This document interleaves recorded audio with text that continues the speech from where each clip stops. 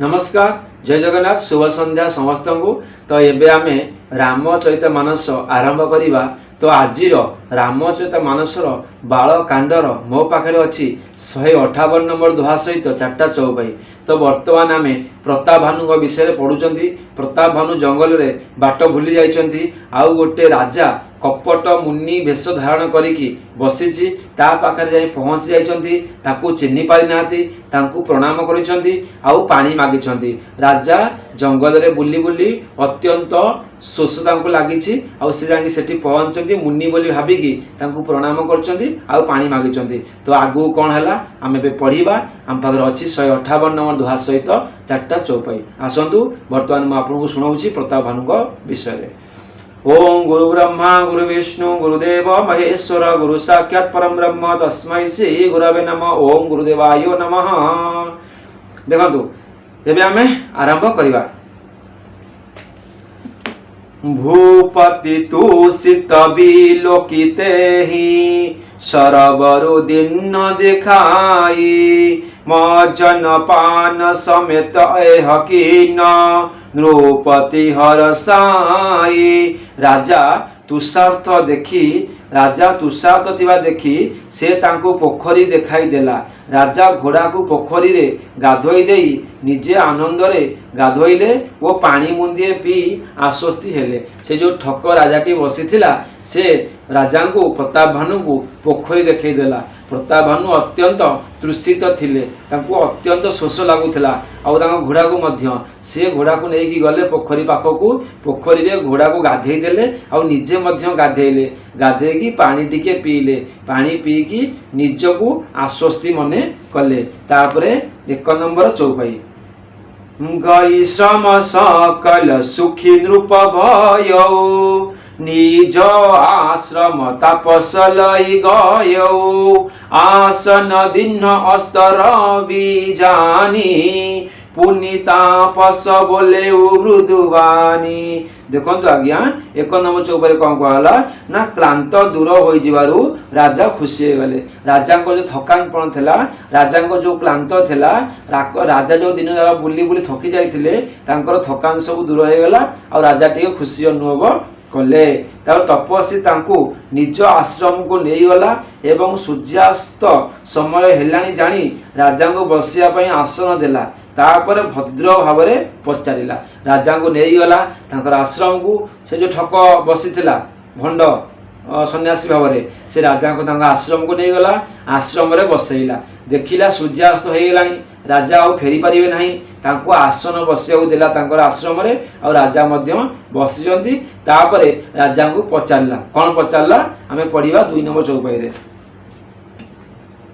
को तुम न कसवन फिरहु अकेले सुंदर जुवा जीव पर हेले चक्रवर्ती के लक्षण तोरे देखत दया लगी अति मोरे। सही भंड सन्यासी भाव में बसी राजाटी पचारुछि तुमे किए सबू जानी जानिकी जानी शुणी पचारुछि तुमे किए सुंदर युवक होई जीवन को खातिर न करी एकुटिया बन रे बुलुच कहीं कहते तुमे किए ये सुंदर जीवन को खातिर न करी एकुटिया जंगल में कहीं बुलुच तुमर कौन इच्छा।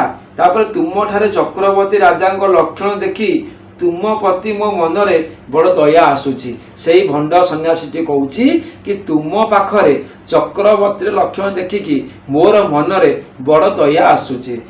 तापरे 3 नंबर चौपाई।